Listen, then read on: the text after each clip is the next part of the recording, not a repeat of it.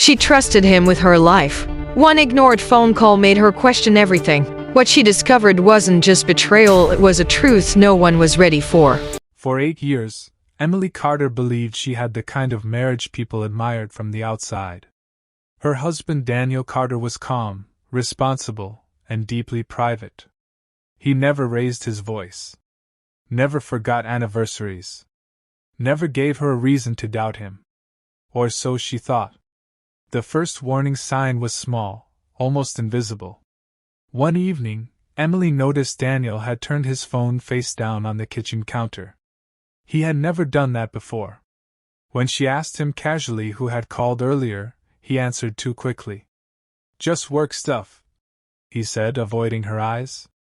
Emily brushed it off. Everyone had stressful days. But over the next few weeks, things began to shift. Daniel started staying late at the office more often. He became protective of his phone. And most unsettling of all, he stopped sharing the little details of his day. The silence grew louder than words. One night, Emily woke up around 2 a.m. Daniel wasn't beside her. She found him sitting alone in the living room, staring at his phone like it held the weight of the world. "What's wrong?" she asked. "Nothing," he replied, forcing a smile. "Just couldn't sleep." But Emily felt it in her chest. Something was wrong. Days later, while folding laundry, Emily heard Daniel's phone vibrate inside his jacket pocket. She wasn't trying to snoop. She just wanted to silence it. The message preview flashed. "I can't keep lying much longer." Her hands froze. Emily didn't open the message. She didn't confront him. Instead, she waited, because sometimes the truth reveals itself when you stay quiet. That weekend, Daniel announced a sudden business trip.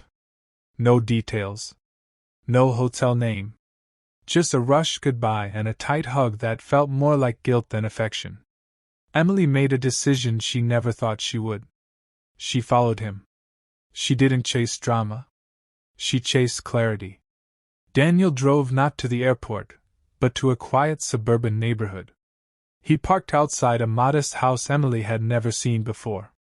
He sat in the car for several minutes before stepping out, rubbing his face like a man preparing for something heavy. Emily watched from across the street, her heart pounding. The door opened. A woman stood there, but not who Emily expected. It was Daniel's younger sister, Rachel.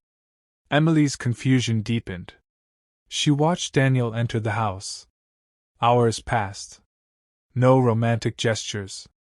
No secret meetings. Just silence. When Daniel finally left, Emily approached the house herself. Rachel opened the door, shocked to see her. "Emily?" she said nervously. "You're not supposed to be here." That sentence cut deeper than any accusation. Inside the house, Emily saw medical equipment, pill organizers, old photographs. And sitting quietly on the couch was a teenage boy, thin, tired, and watching her with scared eyes. Rachel took a deep breath. "There's something you need to know," she said. "And Daniel didn't know how to tell you." The truth unfolded slowly. Years before Emily met Daniel, he had been in a brief relationship that ended abruptly. Shortly after, he discovered the woman was pregnant, but she vanished before he could respond. Daniel never knew if the child was his. 2 months ago, that woman passed away. Her sister reached out to Daniel with a DNA test.